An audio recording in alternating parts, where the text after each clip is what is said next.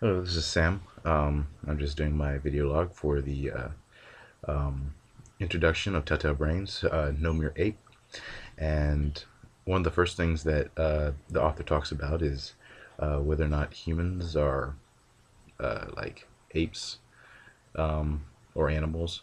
And on page, I believe, 4, he says, um, I also find it odd how people so often slip words like merely and nothing but into statements about our origins. And I think in this sentence, I kind of think that the author's taking the wrong approach to how he's making his argument, because saying merely and nothing but, I think, is the result of humans thinking, or the people who he's referring to, are probably thinking more along the line when talking about humans as animals, as morally not having morals, basically.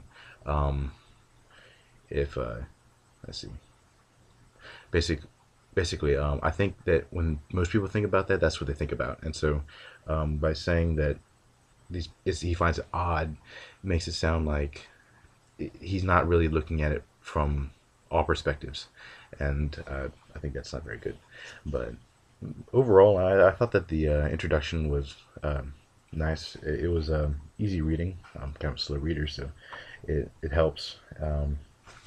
I found the part with Jason is a patient with uh, a semicoma, where his brain, it really captured my attention about neuroscience. It was interesting. Anyway, there was a later part in the introduction that I thought was, I wish that he could have he might be able to improve on, is where he talks about the hobbits on page 9, if you have the same edition of the book as I do, um, where he talks about the hobbits that lived near the Java Islands, and he talked about let's see, pygmy elephants, giant rats, and 20-foot dragon lizards. And I'm not sure whether or not he stretching any truths here, because I looked up these 20-foot lizards and I found that they lived in Australia. I didn't find anything about them living in the near Java Island, even though Java Island is in Indonesia, which is close to Australia.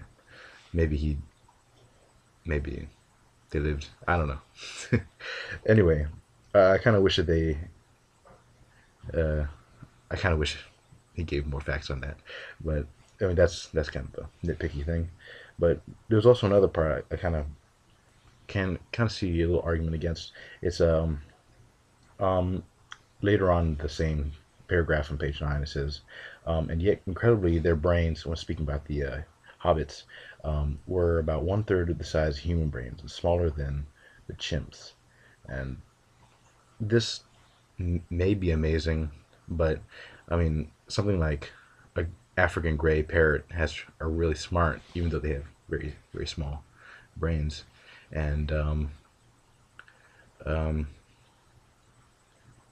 and it's not really known whether or not there's not much known about these guys, and so you don't really know whether they're actually nearly as smart as we are, and so um, to say it's amazing is kind of, I don't know, trying to, I don't know, I don't find it quite as amazing as he might find it, but it is pretty cool to have uh, hobbits running around. But he makes an argument about humans getting smarter, and he makes a really interesting example about like water and stuff, like freezing. And I found that really interesting. I don't I don't really know, because I mean, if you think about it, a human uh, doesn't really have the same adaptations that other animals have that allows them to live. Sort of like, we don't have claws, we don't have big teeth, so I think that maybe the human may have adapted faster than most animals because of our weaknesses, and the strongest thing about us was our brain, and our eye, and we got good eyes too. So I mean, I think that kind of that can kind of that can kind of give an answer to why we might have adapted so quickly, but um, it I think just to say that we had to have made just a huge leap that didn't have anything that came before it, just like an ice cube turns just because of 1 degree Fahrenheit. So I didn't really. I thought it was interesting, but I thought there was some flaws to the argument.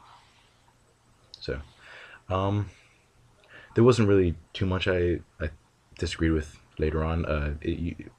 Once it got to the anatomy, there isn't really much to disagree with. So I guess that's it.